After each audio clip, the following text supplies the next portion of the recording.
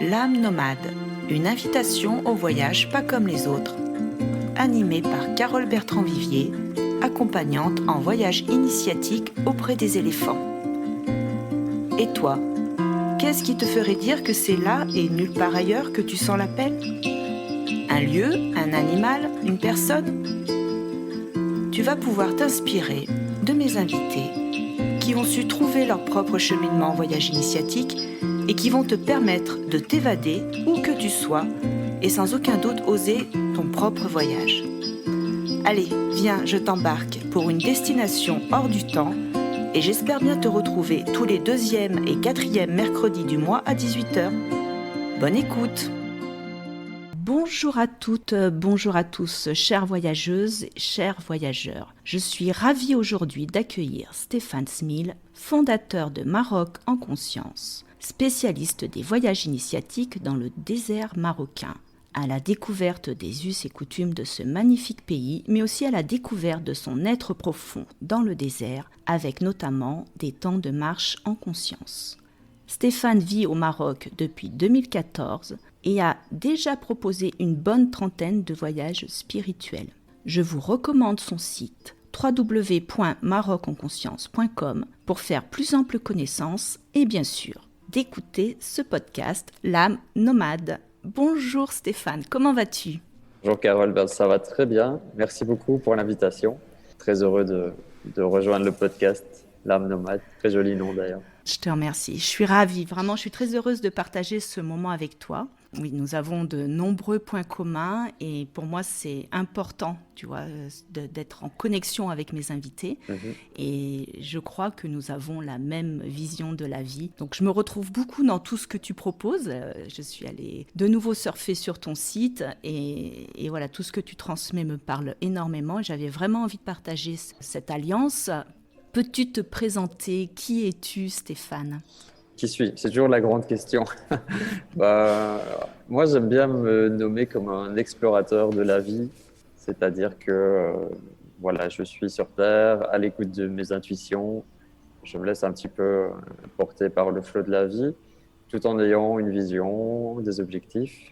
Donc, je vis au Maroc depuis 2014. C'est un peu comme si j'ai eu deux vies, une vie jusqu'à 30 ans en Belgique, dans le moule de la société, et une seconde vie après 30 ans, après la crise de la trentaine. Puis vraiment m'incarner davantage, être plus qui je suis vraiment, démarrer ce projet, Maroc en conscience. Et démarrer ce projet, alors il y a eu un déclic, hein. J'imagine qu'à un moment donné, tu avais certainement peut-être des demandes, qu'est-ce que tu fais là-bas, comment tu vis, où je peux aller. Exact. Est-ce que c'est ça qui a fait que tu as eu l'élan de créer ton propre accompagnement ? Oui, en fait, tout s'est fait naturellement. Donc, comme tu l'as dit, j'étais en 2014. J'ai commencé mon aventure au Maroc. Je ne savais pas du tout vers où j'allais.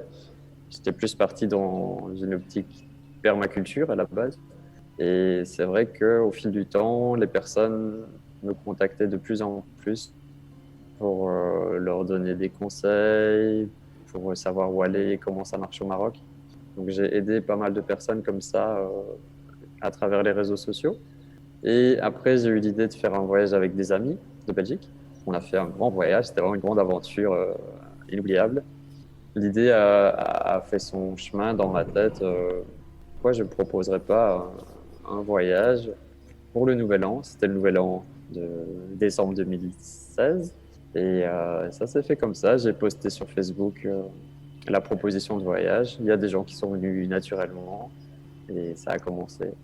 Une belle aventure, alors dans ces voyages particuliers, ces voyages en conscience, comme je l'appelle aussi le voyage en soi, le voyage intérieur, il ne suffit pas d'accompagner des personnes, on est loin du voyage touristique. Donc j'imagine que toi aussi tu as cheminé, tu as ressenti l'élan de transmettre une autre vision du monde peut-être. Comment tu nourris ce voyage, cet accompagnement ? Oui, alors déjà ce que je propose c'est l'opposé du tourisme traditionnel que je déteste. Tout ce qui est de masse, touristique, les circuits, tu vois ce que je veux dire.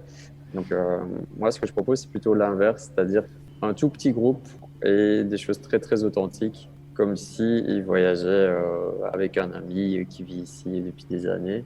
C'est pour ça que je prends aussi que des petits groupes. Vraiment être baigné dans la culture locale. Moi je leur ouvre des portes de famille. Je leur montre le Maroc qui a touché mon cœur. En une semaine, ils ont un condensé de ce que j'ai vécu pendant des années ici. Donc c'est très intense et très, très puissant. J'ai lu quelques témoignages, j'ai regardé tes vidéos aussi de présentation que je recommande à nos auditeurs et nos auditrices. C'est vrai que c'est puissant, quoi. On sent vraiment un avant et un après. D'ailleurs, je crois que tu l'écris sur ton site, enfin tu le témoignes et tes voyageurs, tes voyageuses le témoignent. Il y a vraiment une porte qui s'ouvre. Alors j'imagine que ces temps de silence, de marche en silence et puis cette vision d'une étendue à l'infini. Enfin, moi, j'ai le souvenir du désert. Il y a vraiment une sensation de retour en soi. Il y a plusieurs paramètres. Déjà, le fait d'être déconnecté de son quotidien, déconnecté des écrans, déconnecté de ses habitudes et d'être plongé dans un nouveau monde. Déjà, ça t'ouvre à autre chose, à une autre énergie. Le fait d'être dans un autre pays, une autre culture. Le Maroc a sa propre énergie aussi. Donc ça aussi, ça participe. Les grandes étendues, les grands paysages, les paysages magnifiques, le désert, la marche, et aussi tout le côté authentique que j'amène avec ce projet, c'est-à-dire qu'on n'est qu'avec des personnes qui sont elles-mêmes, qui jouent pas un rôle, qui sont pas en train de faire du cinéma pour touristes. On est avec des enfants qui sont nés dans le désert, qui connaissent très bien cet univers, et je pense que tous ces paramètres-là, mis bout à bout, plus la connexion de groupe aussi, ça fait que ça donne des voyages intenses, profonds, qu'on n'oublie pas. Et ça me fait toujours plaisir quand les gens me disent c'est le plus beau voyage de ma vie.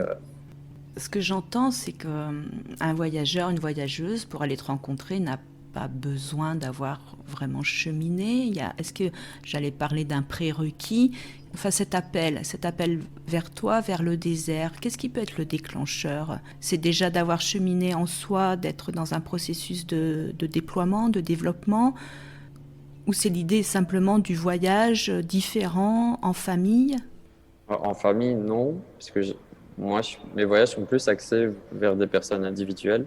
Mais déjà, à travers mon site internet, c'est une sorte de filtre où les gens qui sont attirés vers moi sont déjà en recherche, soit d'une retraite dans le désert ou d'un voyage différent.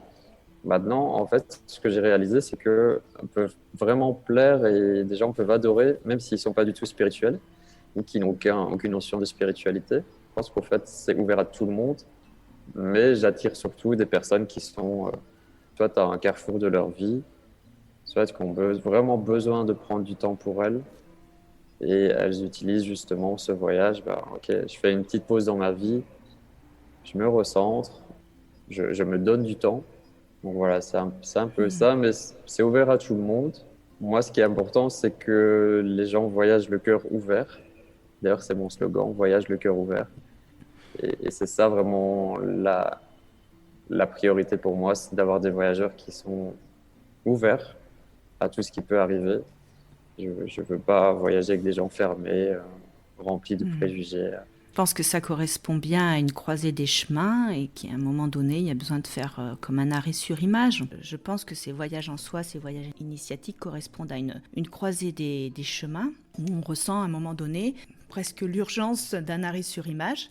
Dans une vie, ça te semble indispensable de vivre ces voyages. Au moins la retraite spirituelle dans le désert, donc, ce que j'appelle ça comme ça, c'est 5 jours de marche nomade dans le désert.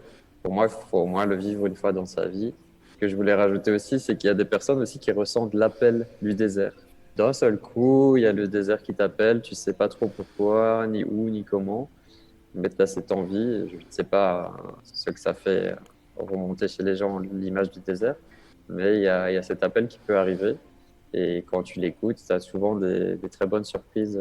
Donc c'est important d'écouter cet appel, c'est comme une vibration. Alors j'ai l'appel des éléphants, c'est quand même autre chose, mais c'est vrai que je peux ressentir l'appel du désert. Je trouve que cette immersion dans cette immensité, il y a quelque chose de plus grand que soi. C'est peut-être ce que je retrouve avec les éléphants d'ailleurs, ce plus grand que soi, où vraiment on se remet à une dimension différente, c'est d'être conscient de qui on est, d'être dans sa grandeur et à sa place, avec aussi ce grand tout.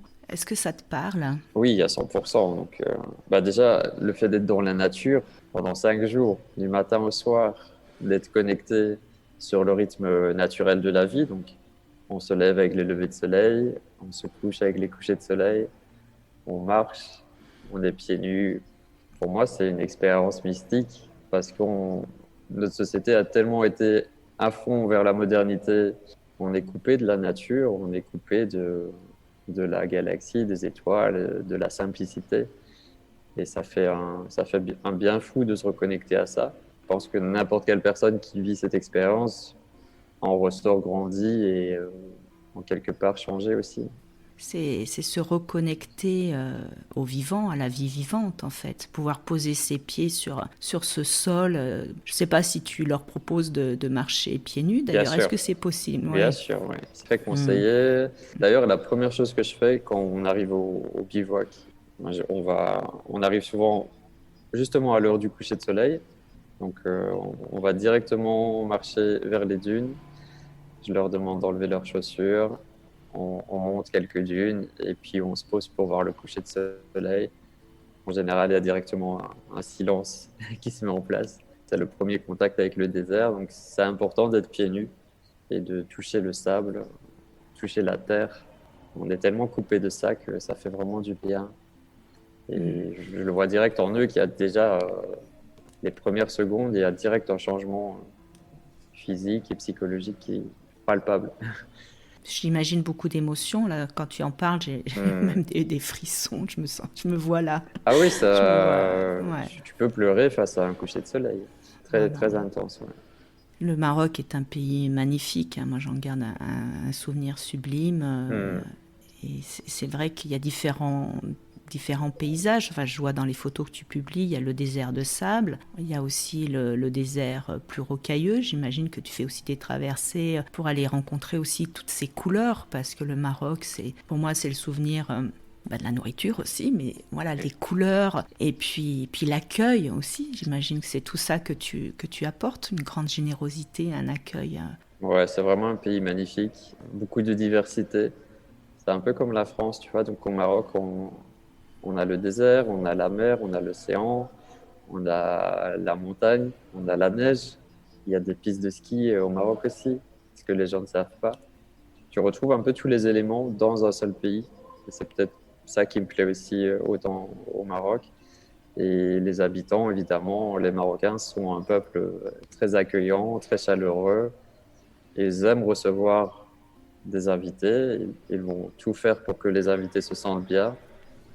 Donc ça touche aussi mes participants à savoir qu'on va dans des familles très modestes, très simples, qui n'ont pas forcément beaucoup d'argent, mais qui sont heureux dans leur vie, qui ont le sourire du matin au soir et qui sont contents d'accueillir des étrangers, de leur partager un petit bout de ceux qui sont et de ceux qui vivent. C'est puissant et c'est là où je ressens vraiment nos points communs.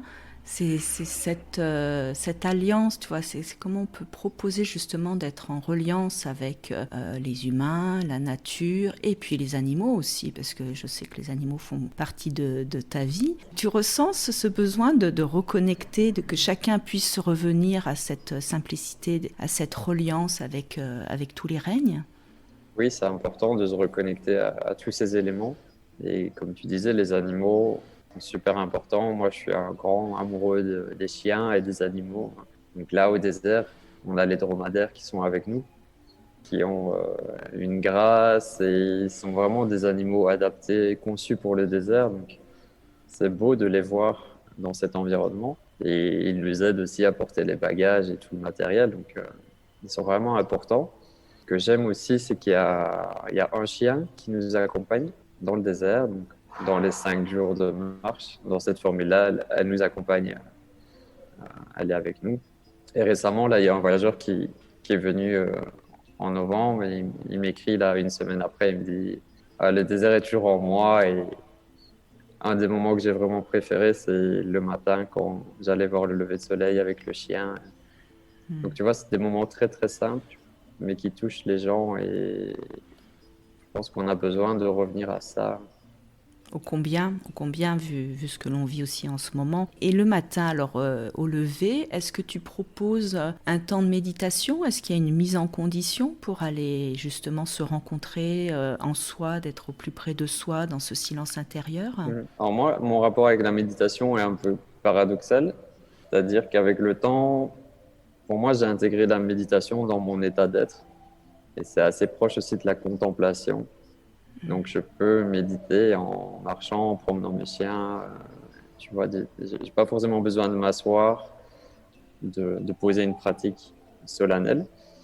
Et par contre, ce qu'on fait tous les matins, on a un rituel de mouvement, de reconnexion au corps.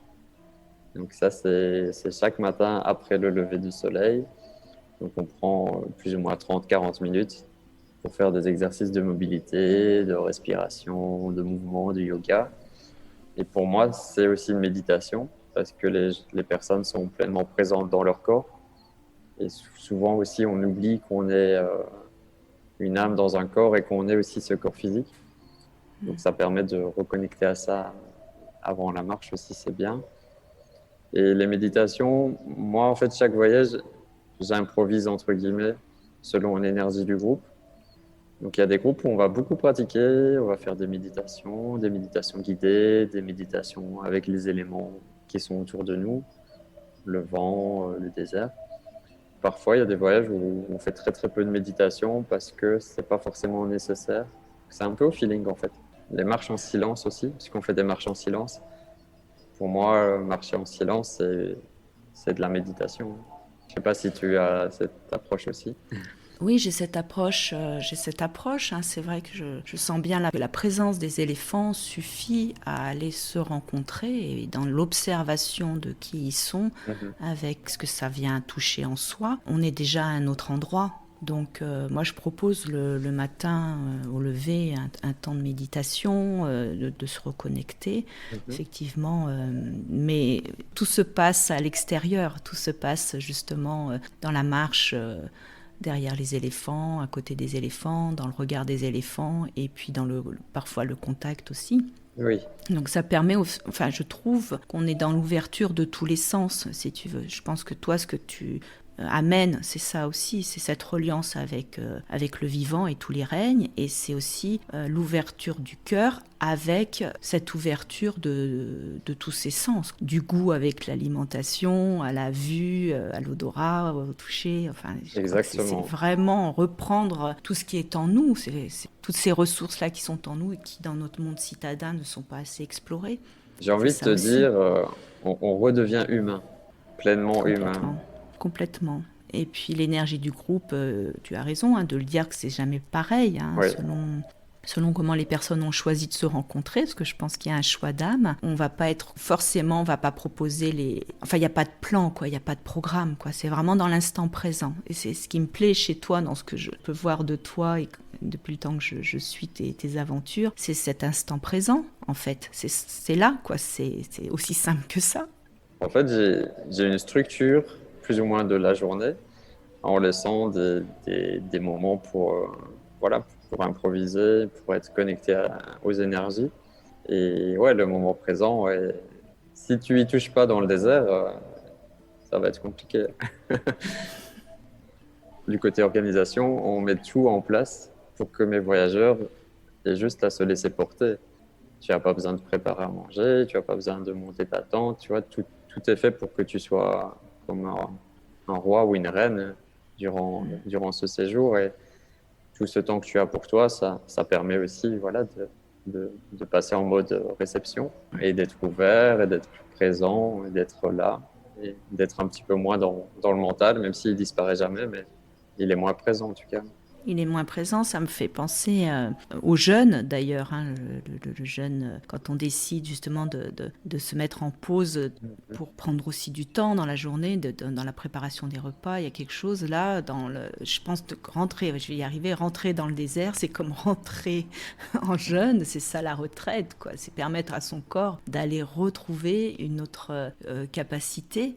Oui, faire du vide, c'est peut-être même pas retrouver une autre capacité, c'est pouvoir faire du vide qui laisse la place à autre chose. Oui, c'est peut-être ça, je vais y arriver, tu vois.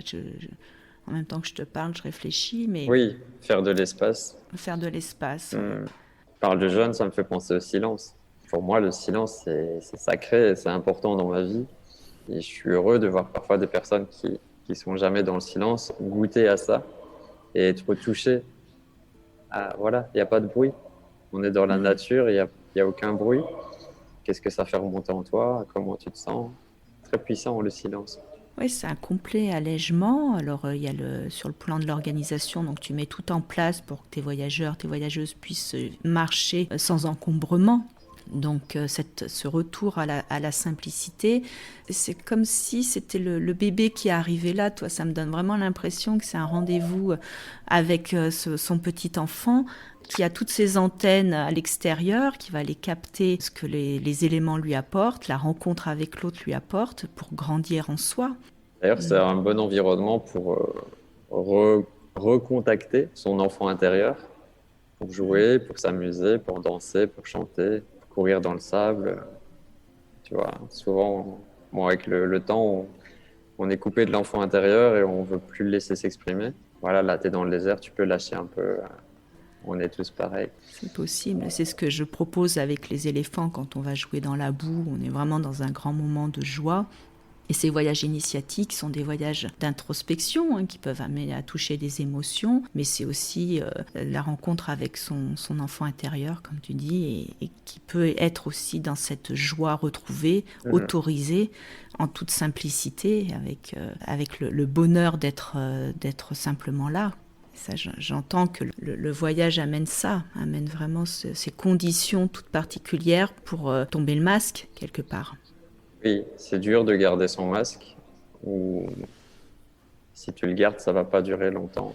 Puis il y a des situations que la vie nous amène pour faire tomber les masques et vivre pleinement cette aventure en étant toi-même. C'est pour ça aussi que j'aime bien avoir des personnes seules qui viennent. Parce que quand tu viens en couple ou avec un ami, ouais, tu es toi, mais tu as quand même des petites limitations par rapport à l'autre personne, même si c'est inconscient. Je pense que c'est ça que les gens apprécient aussi de participer à mes voyages. Bah déjà, moi, je peux être pleinement moi-même et eux peuvent l'être aussi et tout est OK. Et aujourd'hui, donc, compte tenu du contexte sanitaire, comment tu vis ces conditions de l'organisation où c'est un coup oui, un coup non, en fait, puisque là, les frontières sont de nouveau fermées. En fait, comment tu tiens ça, toi? En fait, 2020, 2021 ont tellement été des années perturbatrices et c'est venu me chercher sur tous les plans émotionnels, psychologiques, financiers, que maintenant je le vis bien. J'ai l'impression que j'ai passé le plus dur. J'ai plus peur. Là, les frontières viennent de fermer. J'étais dans le désert avec mes voyageurs. Je l'ai très bien pris, eux aussi. C'est comme si on commence enfin, et je pense que c'est une bonne nouvelle, d'accueillir ce changement qui fait partie de la vie humaine. Et évidemment, quand c'est ton activité principale et que tout s'arrête du jour au lendemain, c'est difficile. Mais je pense que j'ai cette capacité en moi de persévérer, de rebondir. Voilà, j'avais besoin justement de temps pour moi, pour développer un autre projet au Maroc. La vie me permet justement d'avoir ce temps. Donc écoute, j'ai envie de te dire que c'est une pause pour lancer cet autre projet et que je puisse reprendre à partir de mi-février les séjours et surtout qu'il y a des nouvelles connexions là qui sont mises en place et je prépare aussi des retraites pour les entrepreneurs dans le désert avec Antoine BM. Donc voilà, je croise les doigts qu'on va pouvoir le faire. Mais je suis OK. Je suis OK avec le changement. C'est bien de l'avoir intégré. Ça nous demande un sacré lâcher-prise, c'est sûr, et cet espace que créent les empêchements d'aller là où notre élan nous porte peut se poser à un autre endroit. C'est encore une fois, oui, faire cet espace pour dire un grand oui à autre chose. Et c'est dans ce que j'entends, et là où je me pose aussi, c'est cette constance. Il y a quelque chose qui nous amène là de toute manière, et sous différentes formes, c'est possible aussi, c'est OK. Donc, mais en tout cas, c'est de rester soi avec ce fil d'or de la transmission, pouvoir amener chacun et chacune à se reconnecter à sa véritable nature. Dans ce nouveau projet, je pense que c'est toi là, avec ce fil d'or. La persévérance aussi est importante, la détermination. Quand tu as une vision, un objectif, et que tu sais au fond de toi que c'est vraiment ça, tu y vas. Et même si la vie met un mur devant toi, c'est OK, il est là.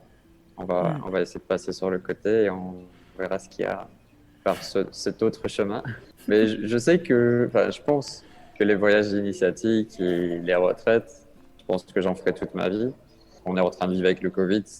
Oui, ça a duré 2 ans. Peut-être que ça va durer encore un petit peu. Mais ça va pas rester bloqué indéfiniment. Donc, c'est juste une question de temps. Peut-être que ça permettra aux gens aussi de réfléchir à leur façon de voyager, et peut-être de voyager davantage autrement. Je pense que ça ouvre les consciences. C'est vrai qu'à un moment donné, de pouvoir se poser aussi dans une réflexion, c'est quoi le voyage? C'est important d'aller voir ailleurs ces autres, même au bout du monde. Enfin, ça me paraît essentiel d'aller rencontrer l'étranger, l'inconnu, le mystère.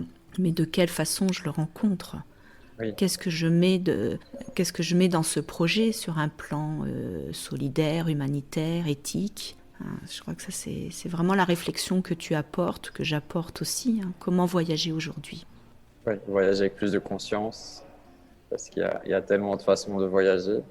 Je pense que tu rates un peu l'âme du voyage en ne te connectant pas aux locaux, en ne mangeant pas chez des familles, en te limitant à des choses basiques.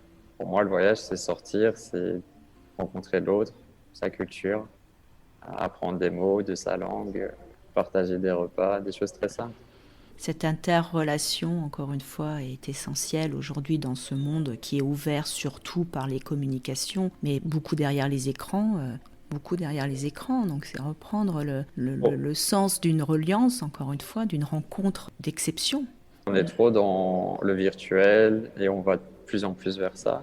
On est des humains, on a besoin de contact, on a besoin de vivre des expériences, on a besoin de voir l'autre, de voir l'âme de l'autre, juste en le regardant dans les yeux, ne pas avoir peur de personnes qui n'ont pas la même culture que nous. C'est une richesse. Et si tu devais aujourd'hui choisir pour toi un voyage initiatique, soit auprès des animaux, dans un lieu sacré, auprès d'une personne aussi singulière, qu'est-ce que tu aurais envie de vivre pour toi en ce moment? Je me verrais dans un lieu ouvert, dans la nature, sans trop de présence humaine, avec beaucoup de chiens. Pour moi, les chiens sont mes guides et mes amis. J'espère justement développer un projet où je pourrais vivre avec les chiens au Maroc et faire des choses aussi pour les aider. Donc, quand tu me parles de ça, moi, ce sera forcément avec des chiens. Ouais. Mais j'adore suivre tes aventures avec tes deux chiennes. Je trouve qu'elles te ressemblent. Dans la douceur, et puis cette complicité là que vous traduisez tous ensemble, ce bien vivre ensemble justement, ça fait chaud au cœur, c'est vraiment... Ouais, pour moi, bon, j'ai pas d'enfants, mais mes chiennes sont comme mes enfants et mon but c'est qu'elles soient heureuses. Et quand je les vois heureuses, ben, je suis heureux. Et j'aimerais que tous les chiens du Maroc puissent être heureux aussi, tous les chiens du monde. Dans les pays... C'est compliqué. Ouais, dans certains pays, c'est vraiment compliqué. En Surtout Thaïlande, je le vois. En fait, les gens ne s'en rendent pas forcément compte, mais c'est des êtres hypersensibles. Pour eux, c'est quand même une souffrance d'être, entre guillemets, rejeté ou frappé. Ils ont besoin d'amour et pour moi, un chien, c'est une boule d'amour inconditionnel. Il ne demande que ça, de partager l'amour. Je suis toujours un peu triste quand je vois, et en même temps, j'aime pas non plus la vision d'avoir un chien qu'on attache, qu'on laisse enfermer dans sa maison. Pour moi, les chiens du Maroc, c'est aussi des chiens libres. C'est-à-dire que chacun vit sa vie et chacun se débrouille. Je trouve ça quand même bien aussi qu'un chien puisse vivre en liberté. C'est un peu un paradoxe entre les deux états. C'est-à-dire que c'est pouvoir vivre en liberté et vivre dans de bonnes conditions en liberté. C'est notre paradoxe. En tout cas, c'est là où on peut quitter nos propres enfermements, nos propres conditionnements. C'est ce que j'amène dans mes voyages avec les éléphants qui sont extrêmement conditionnés, qui ont tous été maltraités, qui vivent maintenant dans de très bonnes conditions, dans les sanctuaires où je vais, bien sûr. Mais n'empêche, ces éléphants sont conditionnés à la main, à la vie de l'homme. Et ça nous fait travailler nos propres conditionnements, nos propres enchaînements. Comment je peux de toute manière, même dans un cadre de vie, je dirais conditionné à une certaine société, être libre dans ma tête, dans mon cœur. Et comme ces chiens qui pourraient être dans la nature, et les éléphants aussi, et avoir leur place, je veux dire sans conflit de territoire, sans conflit avec les humains, chacun sa place, a sa place. Oui, ça me parle beaucoup, l'idée que tu exprimais de sanctuaire avec les éléphants. J'ai vraiment envie de me diriger vers ça aussi au Maroc, d'avoir un lieu où on peut se reconnecter à la terre, à la bonne nourriture, aux animaux, aux chiens, aux éléments, l'eau, le soleil, la terre, le vent. Je ne sais pas ce que la vie me réserve, mais j'ai cette vision-là sur le long terme et comme projet de vie. Donc ça me parle beaucoup. Ouais. Ouais, c'est un super projet. Moi, je prends contact avec pas mal de personnes qui ont eu cet élan, notamment à côté de chez moi. Là, je viens de prendre contact avec une ferme refuge qui s'appelle La Petite Bohème, où ils accueillent vraiment les animaux en grande difficulté. Et je trouve ça extraordinaire, quoi, de leur donner cette chance-là d'être ensemble. Et ils cohabitent tous. Enfin, tu vois, c'est cette notion de cohabitation qui est importante. Et je crois que d'aller se rencontrer soi-même au plus près de soi pour aller se relier à sa véritable nature permet cette ouverture vers les autres, ouverture du cœur pour soi dans un premier temps, vraiment d'aller se prendre soin de son âme, comme tu dis, pour après mieux se présenter au monde. Je vais te lire une petite carte. J'aime bien terminer le podcast tout doucement. Hein. On arrive sur la fin de notre rendez-vous avec le jeu de Gaïa, qui est un jeu qui m'a été offert par une amie, par Marie Colombe. Donc, je vais te lire la carte du jour que j'ai tirée juste avant notre rendez-vous. Quand comprendrez-vous que l'expérience que vous vivez est salutaire ? Elle vous amène à plus de lumière, elle vous prépare. Ne cherchez pas à tout comprendre, il importe peu de savoir si les choses auraient pu être autrement. Laissez, lâchez, existez seulement dans l'instant présent comme une fleur qu'on cueille en sachant qu'elle changera, mais qu'on aime avec tout ce qui a été et qui sera maintenant. C'est ce que je disais juste avant aussi. N'attends pas d'avoir toutes les explications, tout le plan détaillé. Reste connecté à ton cœur, à tes intuitions. Continue d'avancer, même si tu vois pas tout le schéma. C'est pas grave. L'important, c'est d'avancer. L'important, c'est d'avancer et de faire confiance à cet élan, de trouver les personnes ressources, les lieux ressources. On a besoin d'être guidé, non pas d'être formaté, tu vois, c'est ça la différence. C'est vraiment d'être guidé dans un voyage initiatique, un voyage en conscience. Il y a cette possibilité d'aller rencontrer l'autre et de pouvoir se poser, accompagner, vraiment un véritable accompagnement. Comment on peut terminer ? Avec quoi tu as envie de conclure ? Moi, ce que j'ai envie de dire aussi, si tu ressens l'envie de voyager autrement, de voyager différemment, avec un petit groupe bienveillant, et que tu as envie de découvrir le Maroc authentique, on l'a pas forcément, enfin on en a parlé, mais le mot authentique est super important. Je pense que je le mets pas encore assez en avant, que c'est vraiment une aventure authentique, il n'y a pas de cinéma. Si tu as envie de vivre ça, ben voilà, tu peux aller sur mon site et tu verras si ça résonne encore avec toi pour vivre l'expérience. C'est une expérience. Bah toi, tu pourrais me dire ta vision du futur, comment tu te vois avec les éléphants ou pas. Alors moi, ma vision du futur, je dirais que je vais vraiment reprendre ce que tu as évoqué.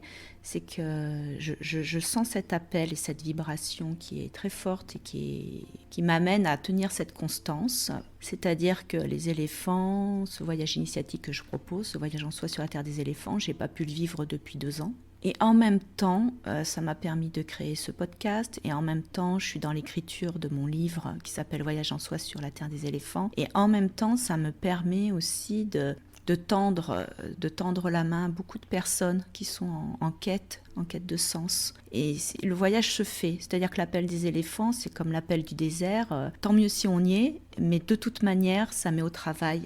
C'est quelque chose qui est d'une puissance de vie, qui amène une puissance de vie que je sais que je suis là dans le temps. Comme toi, tu dis, c'est dans le temps. Et tant mieux pour 2022 si tout ça s'ouvre. Et sinon, bienvenue aux voyageurs et aux voyageuses dans l'âme pour au moins être dans cette connexion de cœur où ils peuvent nous trouver sur nos réseaux, dans nos publications, ton blog, et ça fait du bien. En tout cas, je te remercie infiniment, Stéphane, d'avoir participé à mon podcast L'âme nomade.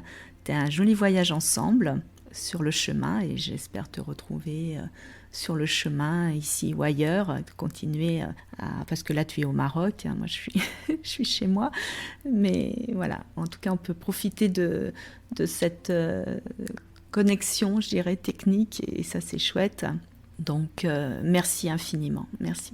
Merci beaucoup à toi pour l'invitation. Bravo pour ce que tu as mis en place avec ce beau podcast, L'âme nomade. Et voilà, j'invite ceux qui seront toujours avec nous maintenant d'écouter les autres épisodes et voilà, d'en découvrir davantage sur cette autre façon de voyager qui est maintenant de plus en plus accessible et facile, entre guillemets. Il suffit de chercher pour trouver.